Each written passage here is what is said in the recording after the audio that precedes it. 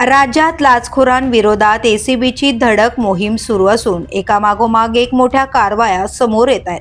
आजच मुंबईत एका पोलीस अधिकाऱ्याला लाच घेताना रंगेहात अटक करण्यात आली आणि त्यानंतर आता पालघर जिल्ह्यातही एसीबीने मोठी कारवाई केली आहे.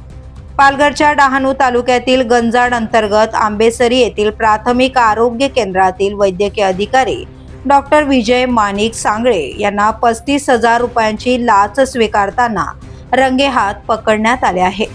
तक्रारदाराच्या इको वाहनाचे बिल मंजूर करून देण्यासाठी आरोपी डॉक्टर वारंवार पैशांची मागणी करत होते.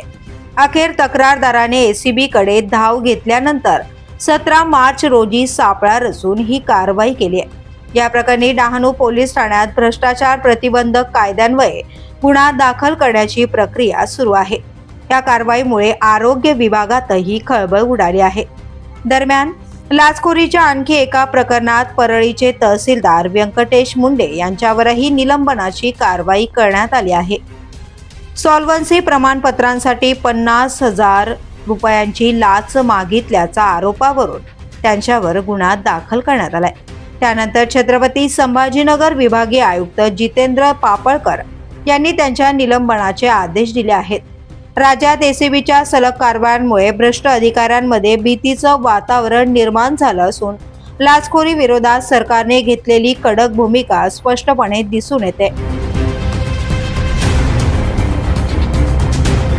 The police news bureau, Mumbai.